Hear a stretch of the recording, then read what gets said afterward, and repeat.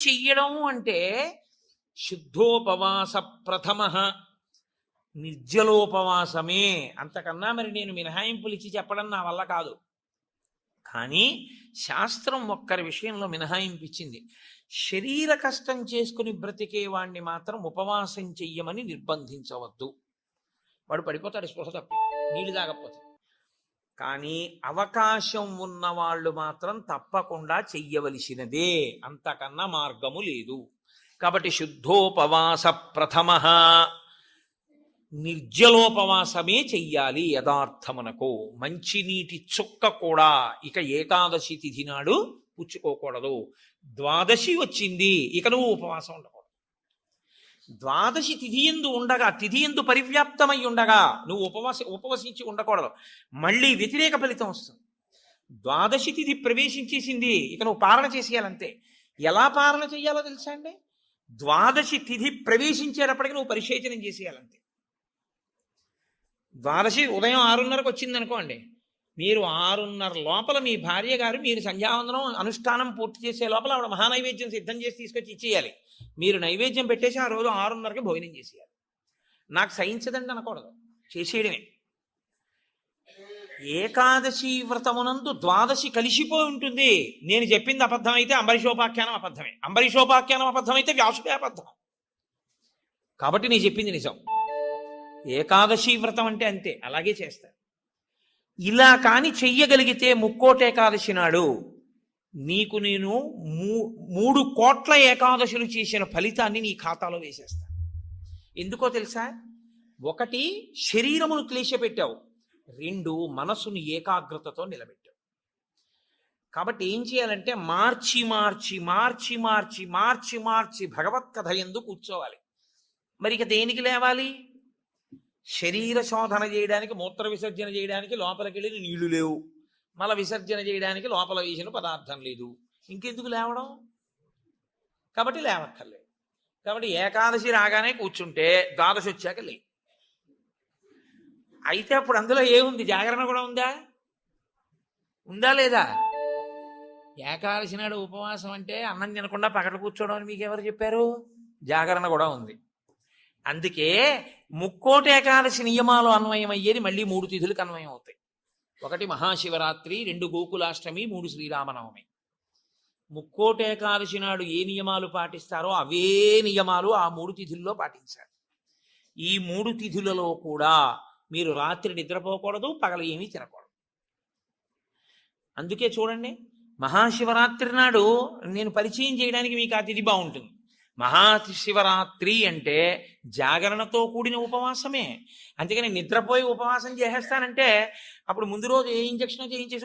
నా civil score మొదట బాగుండేది కాదు, కానీ ఇప్పుడు 750 అయ్యింది. డబ్బు అవసరపడింది, కానీ లోన్ దొరికేది కాదు. ఇప్పుడు మీరు ఉపవాసమే. అందుకని నిద్రపోయి ఉపవాసం చేసేస్తానంటే అప్పుడు ముందు రోజు ఏ ఇంజక్షన్ చేయించేసి పడుకోవచ్చు. 12 గంటల తర్వాత తెలివచ్చే ఇంజక్షన్ ఒకటి. అలా కుదరదు. మీరు నిద్ర కూడా విసర్జించాలి. ఎందుకో తెలుసా అండి? నిద్ర విసర్జించడంలో చాలా పెద్ద క్లేశం ఉంటుంది. 1 తినలేదు, 2 తాగలేదు, ఒక స్థితికి వచ్చేటప్పటికీ నిస్త్రాణ కొంచెం వస్తుంది. వచ్చి ఫోన్లే అలా పడుకుంటే బాగుండు, కాస్త ఉత్తరీయం వేసుకుని అనిపిస్తుంది. అలా పడుకోకూడదు. అందున దీక్షితుడు అందుకే ఎప్పుడు పడితే అప్పుడు, ఎక్కడ పడితే అక్కడ నిద్రపోకూడదు. అలాగా మీరు పగలు రాత్రి కూడా ఏకాదశి తిథి ఉన్నంతసేపు, అంటే ఏకాదశి ఎప్పుడు మొదలైందో అప్పుడు ఒక రాత్రి కూడా పరివ్యాప్తం అవుతుంది.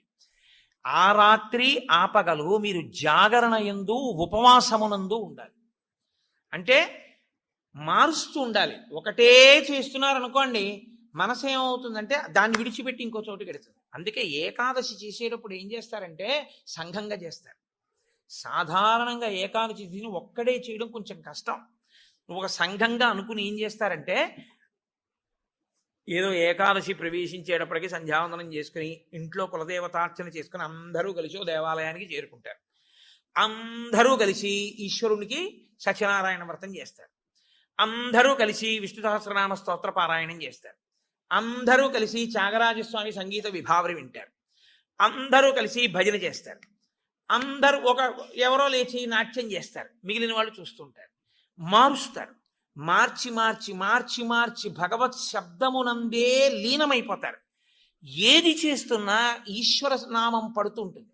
ద్వాదశి నాడు అన్నం తింటుంటే ఏది విన్నా గోవింద గోవింద అని అవే వినపడుతుంటాయి. ఇంకా ఏదో వెంకటాచలంలో 10 రోజులు ఉండి వచ్చిన వాడికి ఎక్కడ చూసినా గోవింద అని వినపడినట్టు ఇంకా అస్తమానం గోవింద అని వినపడుతుంటుంది. అంతగా నువ్వు ముక్కోటి ఏకాదశిని చెయ్యగలిగితే, అలా చేసినప్పుడు నీకు 3 కోట్ల ఏకాదశుల ఫలితాన్ని నీ ఖాతాలో వేస్తాను. నాకు ఇప్పుడు చెప్పండి, నిజంగా ముక్కోటి ఏకాదశి చేసేవాళ్ళు ఎంతమంది? Subscribe daily Telugu TV. ఎవరికి వెయ్యాలా ఫలితం? 24 ఏకాదశుల్లో ఒక్క ఏకాదశి అలా చేయగలవా అంటే దాని అర్థం ఏమిటో తెలుసా అండి? ఒక ఏకాదశి నిజంగా అలా చెయ్యాలని మీరు అనుకుంటే కనీసం ఇంకో ఏకాదశి మీరు అలా రిహార్సల్ వేయాలి. మీరు ఇంకో ఏకాదశికి రిహార్సల్ వేస్తే అది వస్తోంది ఇబ్బంది, కాబట్టి ఆ రోజుని ఇది రాకుండా చూసుకుందామని మీరు జాగ్రత్త పడతారు. ఓ పని చేస్తున్నారనుకోండి, ముందే ఇలా చేస్తే బాగుంటుంది, ఇలా చేస్తే బాగుంటుందని ప్రణాళిక రచిస్తారే, ప్రణాళిక రచనకు పక్కన ఇంకొక ఏకాదశి జరగాలి. అందుకే ముక్కోటి ఏకాదశి ఒక ఏకాదశి ఎవడు చేయడు, పక్కన ఇంకో ఏకాదశి చేస్తారు.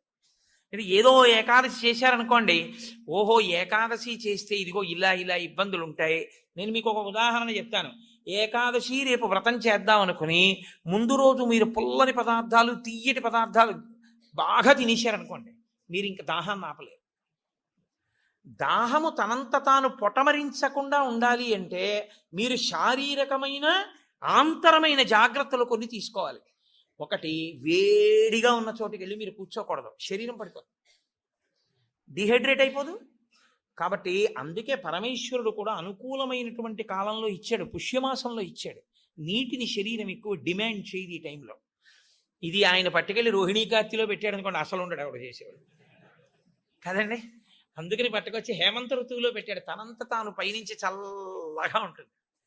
కాబట్టి ఏకాదశి చెయ్యడం అంటే దాని అర్థం ఏమిటో తెలుసా అండి? దానికి 3 రోజులు ముందు నుంచి మీరు పదార్థముల మీద అదుపులోకి వచ్చేయాలి. ఇక ఒక్కసారి అది తింటే మళ్ళీ ప్రయత్నపూర్వకంగా మీరు మంచినీళ్లు తాగాలనుకుంటే తప్ప దాహం వేయకుండా శరీరం నిలబడగలిగినటువంటి రీతిలో ఆహారం ఏది ఉంటుందో అటువంటి ఆహారాన్ని ఎంచి అంత సాత్విక ఆహారంతో నిలబెట్టాలి. ముందు నిలబెడితే ముక్కోటి ఏకాదశి నాడు నీళ్ళు అడగకుండా ఉంటుంది, శక్తి లోపల నిలబడుతుంది. అంతకు ముందు కొన్ని రోజుల పాటు మీలోని శక్తిని క్షయం చేసేయకుండా మీరు ఉండాలి, మీ తేజోక్షయం చేయకూడదు. అంతకన్నా ఇంకో మాట నేను చెప్పను. అలా మీరు నిలబడగలిగితే ముక్కోటి ఏకాదశికి మీరు సిద్ధపడగలుగుతారు. అకస్మాత్తుగా ముక్కోటి ఏకాదశి ఓటీ చేసేస్తానంటే కుదరదు. కాబట్టి అసలు ముక్కోటి ఏకాదశి అన్నదాని యందు ఎంత సత్యమైన వాక్కులు ఉన్నాయో, శరీరమును క్లేశ పెట్టడం అనేటటువంటిది శాస్త్రమునందు ప్రతి 11 రోజుల్లో ఒక రోజు తప్పదు. ఏకాదశి అంటే ఆ 11 ఈశ్వరుని యందు నిలబడాలి. 5 జ్ఞానేంద్రియాలు, 5 కర్మేంద్రియాలు, మనస్సు 11 నిలబెట్టాలి. దానికి ఉపవాసం చెయ్యాలి. అథవా ముక్కోటి ఏకాదశి నాడు చెయ్యగలిగినటువంటి ఈ పరిస్థితులన్నింటినీ మీరు సమన్వయం చేసుకున్నా, శరీరాన్ని నిలబెట్టినా, మీ మనసుని తీసుకెళ్లి ఈశ్వరుడి దగ్గర పెట్టడం మాత్రం అంత తేలికైన విషయం కాదు. కాబట్టి నేను మిమ్మల్ని అందరినీ నిరుత్సాహపరుస్తున్నాను అని మీరు అనుకోవద్దు. మీరు ఎప్పుడూ ఒక్క విషయం గుర్తుపెట్టుకోండి, మీరు ఏం చేశారు అన్నదాన్ని బట్టి 100% సిలబస్ బట్టి మార్కులు ఈశ్వరుడు వేయడు. మీ ప్రయత్నాన్ని చూసి హర్షించి వేసేస్తాడు. అసలు మీరు సంకల్పం ఒకటి చేశారనుకోండి, వచ్చే సంవత్సరం ముక్కోటి ఏకాదశి మనం ఎలా చేసుకుందాం అని ఓ 10 మంది పెద్దలు కూర్చుని వచ్చే ఏడాది మన దేవాలయంలో ముక్కోటి ఏకాదశి చేద్దాం, వచ్చే ఏడాది ముక్కోటి ఏకాదశి చేయడానికి నిజంగా అలా శరీరంలో పదార్థం వెయ్యకపోయినా నిలబడగలిగిన శరీరాలు ఇన్నున్నాయి. ఇందులో ఎంతమంది ఆ దారుఢ్యం ఉన్న వాళ్ళు ఉన్నారు? వాళ్ళని సప్తమి తిథి నుంచే మనం ఎలా సిద్ధం చేద్దాం. వాళ్ళని సిద్ధం చేసి ముక్కోటి ఏకాదశి నాడు ఎంతసేపు ఉండగలిగితే అంతసేపు ఉంటాడు. ఇక తప్పలేదు, 4 నీళ్లు గుటకలు వేయవలసి ఉంటుంది. నన్ను నమ్మండి, మీ ఉపవాసం పాడవు. అది పుచ్చుకోకపోతే శరీరం పడిపోతుంది. ఇప్పుడు ధర్మం ఏమైపోతుందో తెలుసా అండి? ఆమరణ నిరాహార దీక్ష శాస్త్రమునందు అత్యంత మహాపాపము. మీ శరీరం పడిపోయే వరకు మీరు మీ ఏమీ తినను ఏమీ తాగదు అని భీష్మిస్తే ఆ వ్రతఫలం ఇవ్వరు, పిశాచత్వం ఇస్తారు. అన్నం తినకుండా నీళ్లు పుచ్చుకోకుండా ఎవడైనా శరీరాన్ని పడగొడితే వాడి జీవుణ్ణి పిశాచంలోకి ప్రవేశపెడతారు. అందుకని ఇప్పుడు మీ ప్రయత్నం మీరు చేశారు, ఇక శరీరం పడిపోతాం, తప్పదు, నీళ్లు పుచ్చుకోవాలి. ఇప్పుడు మీరు ఎంత నీరు తాగితే శరీరం నిలబడుతుందో అన్ని నీళ్లు తాగారు, అది ఉపవాసంలో అంతర్భాగం అయిపోతుంది. ఇప్పుడు ఒక్క అరటిపండు లోపల వేయకపోతే శరీరం నిలబడదు, ఓ అరటిపండు లోపల పడేశారు, మీకు ఉపవాసమునకు భంగము రాదు. కాబట్టి గురుముఖత చాలా జాగ్రత్తగా శాస్త్రము చెప్పిన నియమములను బాగా విని అసలు దాని మీద తర్ఫీదు ఏడాది మొదలుపెట్టారనుకోండి, మీరు చాలా తక్కువ మందితో మేము ఇలా చేస్తాం అన్న సంకల్పం ఒకటి. రెండు, అన్నిటికన్నా ప్రధానంగా దృష్టిలో పెట్టుకుని చేయవలసింది ఏమిటో తెలుసా అండి? నీరు పుచ్చుకోకుండా ఆహారము పుచ్చుకోనప్పుడు మనసు ఆ స్థితికి వెడుతున్నప్పుడు ఎంత ఖేద పడుతుందో ఇప్పుడు అర్థమవుతోంది. ఇప్పుడు మనసు నిలబెట్టడం అనేది ఎంత కష్టమో తర్ఫీదు చేస్తానంటూ నిలబెడుతున్నాడు అనుకోండి, వాడు ఆఖరికి ఈశ్వరుని ఎందుకు కలిసిపోతాడు ఆ ఒక్క ప్రయత్నంతో. వాడికి మనసు లొంగిపోతుంది, అంతే. లొంగిపోయి ఈశ్వరనామమును ఎంత ఖేదంలోనైనా చెప్పడం వాడికి అలవాటు అవుతుంది. దీనికి ముక్కోటి ఏకాదశి వచ్చింది. అయితే ముక్కోటి ఏకాదశి నాడు జరిగేటటువంటి క్రతువులలో ఒక భాగంగా ఉత్తర ద్వార దర్శనము అని ఒకటి ఉంటుంది. ఇది మళ్ళీ సంప్రదాయంలో ఒక్క వైష్ణవ దేవాలయాల్లోనే. అసలు ఇంకా నేను పరమ సత్యం చెప్పవలసి వస్తే ఇది యథార్థమునకు ఒక్క శ్రీరంగ క్షేత్రమునకే సంబంధించింది.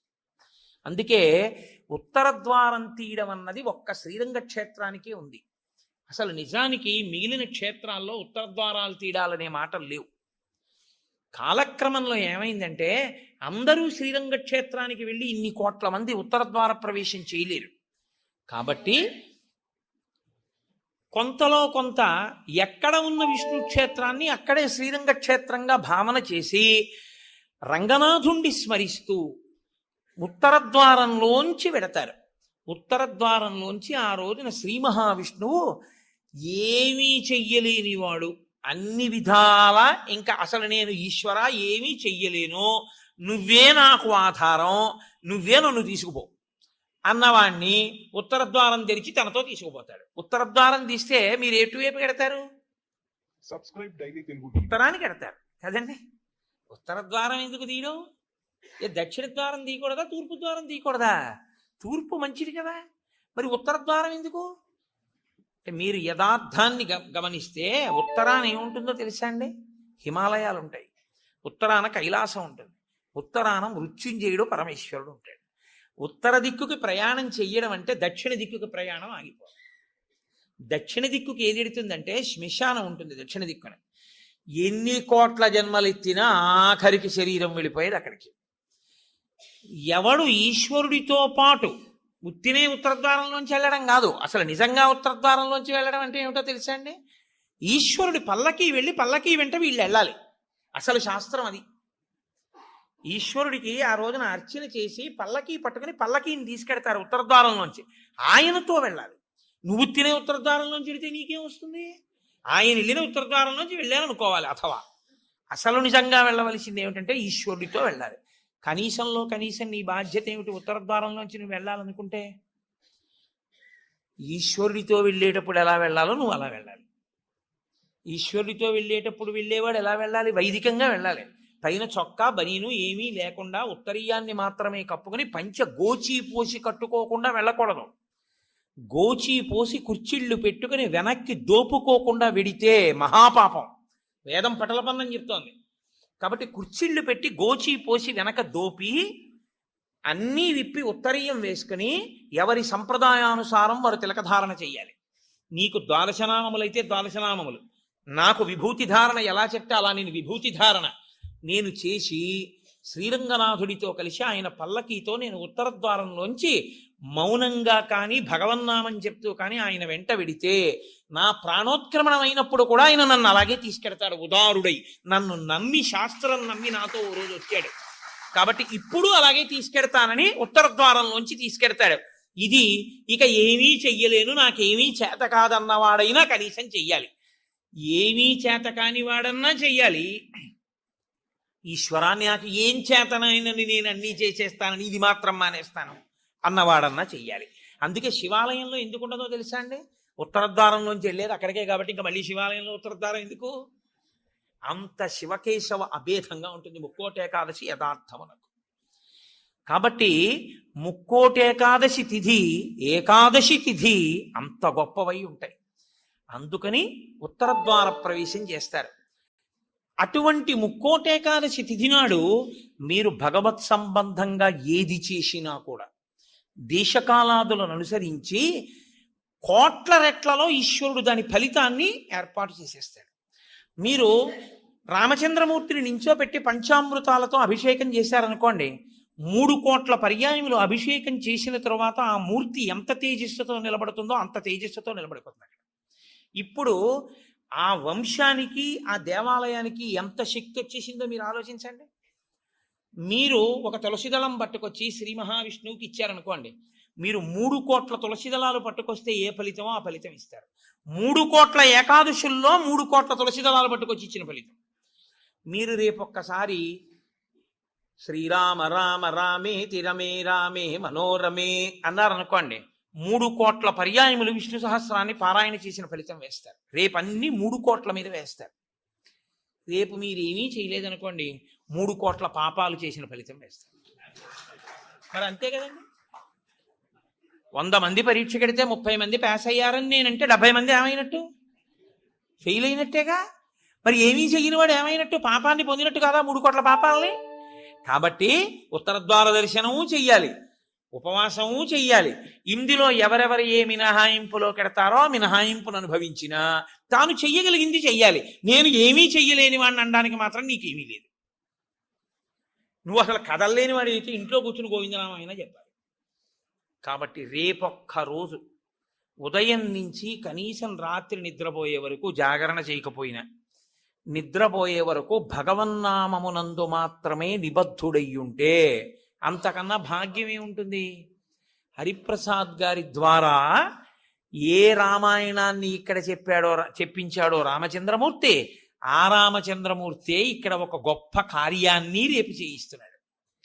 రేపు శ్రీరామాయణం జరిగిన 42 రోజులు ఏ మూర్తులు, ఏ స్వామి, నేను మూర్తులు అనడం కూడా నాకు ఇష్టం ఉండదు, ఏ స్వామి ఆ వేదిక మీద కూర్చుని చెప్పించారో ఆ స్వామి రేపు ఇక్కడి నుంచి బయలుదేరి, నాకు ఆ అడ్రస్ కరెక్ట్గా తెలియదు, హరిప్రసాద్ గారు చెప్తారు, అక్కడికి విరాజమానుడవుతాడు. రేపు స్వామితో పాటు నడవడం అదృష్టం కదండి. ఉత్తరద్వార దర్శనం చేసుకుని రేపు స్వామితో పాటు రామనామం చెప్తూ మనం అందరం ఆ ప్రదేశానికి చేరుకోగలిగితే అక్కడ స్వామికి పంచామృతాభిషేకాలు చేసి స్వామిని పెడతారు. అక్కడ భజనలు ఉంటాయి, విష్ణు సహస్రనామ స్తోత్ర పారాయణ ఉంటాయి. కాకినాడ నుంచి త్యాగరాజస్వామి కీర్తనలే తన ఊపిరిగా బతికేటటువంటి మా అక్కగారు పెద్దాడ సూర్యకుమారి గారు వచ్చారు. ఆవిడ రామచంద్రమూర్తి యొక్క కీర్తనల మీద కచేరీ చేస్తారు. ఆ రామనామ సంకీర్తనం ఉంటుంది. హాయిగా మీరు అంతగా మన శరీరాలు అలవాటు పడిపోయాయి కాబట్టి పడిపోతుందేమో అనుకుంటే, నేను అనుకుంటున్నాను ఆయన పెట్టడానికి సిద్ధహస్తుడు కాబట్టి ప్రసాదం కూడా కొంచెం సాత్వికంగా ఉంటుంది అని, కాబట్టి కొద్దిగా సాత్విక ప్రసాదం ఉంటుంది. కాబట్టి ఆ సాత్విక ప్రసాదం పుచ్చుకుని సాయంకాలం వరకు కూర్చోవచ్చు. చక్కగా రామనామం చెప్తూ 1 గంట రామనామం రాస్తూ, ఇక అంతకన్నా భాగ్యమే ఉందండి. ముక్కోటే కాల్సినాడు, రేపు పుస్తకాలు ఇప్పించండి అయ్యా మాకు. 1 గంట రామనామం రాసుకుని, రామనామం చెప్పుకొని, విష్ణు సహస్రం పారాయణ చేసుకుని, తులసి అర్చన చేసుకుని, పంచామృతాభిషేకం చూసుకుని, కీర్తనలు చూసుకుని నేను కాకినాడ వెళ్ళిపోతాను, మీరు ఇంటికి వెళ్ళిపోతారు. ముక్కోటి ఏకాదశి ఏ రామచంద్రమూర్తి దగ్గర